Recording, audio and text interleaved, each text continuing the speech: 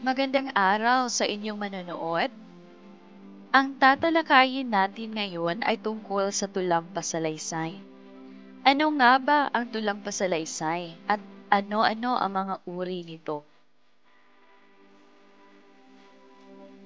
Ang tulang pasalaysay ay naglalahad ng makukulay at mahahalagang tagpo sa buhay tulad ng pag-ibig, pagkabigo, tagumpay at marami pang iba. So, ibig sabihin, ang tulang pasalaysay ay naglalarawan sa mga tagpo o mga pangyayaring nagaganap sa iyong buhay. Pero inalalahad ito sa pamamagitan ng isang tula. Narito ang uri ng tulang pasalaysay. Meron tayong epiko, awit at korido, at balad. Pamilyar ba kayo sa mga uring ito? Kung hindi kayo pamilyar, ay manatili at manood sa aking video para matutunan kung ano-ano ang mga ito. Ang epiko ay isang uri ng tulang pasalaysay na nagsasaad ng kabayanihan ng pangunahing tauhan na kung saan ito ay nagtataglay ng katangiang nakahihigit sa karaniwang tao. Ang salitang epiko ay galing sa salitang Griego na epos na nangangahulugang awit.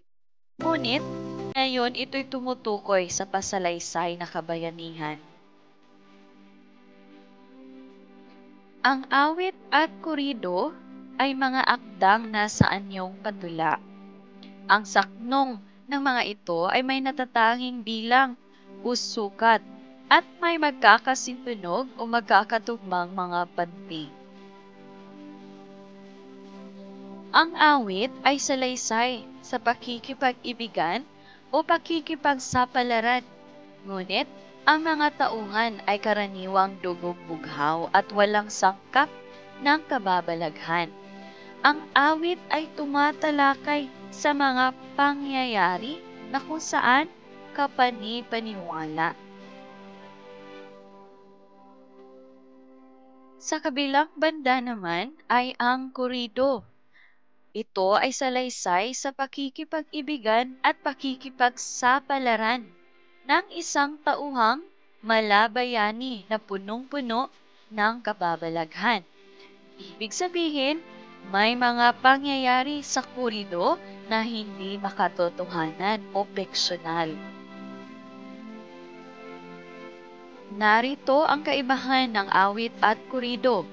Una, mabilis ang bigkas ng korido. May kabagalan naman ang awit.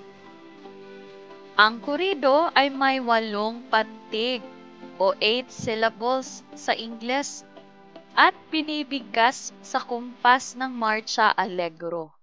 Samantala, ang awit ay may 12 pantig or 12 syllables at inaawit na mabagal sa saliw ng gitara o bandurya. Ikatlo, ang ikinaganda ng awit ay sa mga aral na ipinahihiwatig. Samantalang sa korido, ang ikinawiwili ng mga mambabasa ay ang kwento o kasaysayang napapaloob dito. Ang ikatlong uri ng tulang pasalaysay ay ang balad. Ito ay tulang inaawit habang may nagsasayaw. Mayroon itong 6 hanggang 8 pandig. Ang halimbawa ng balad ay ang balitaw. So alam niyo ba kung ano ang balitaw? Ang balitaw ay debating awit at sayaw tungkol sa pagmamahalan ng isang babae at lalaki. Iyon lamang at maraming salamat sa pakikinig. Huwag kalimutang mag-like at mag-subscribe sa aking channel.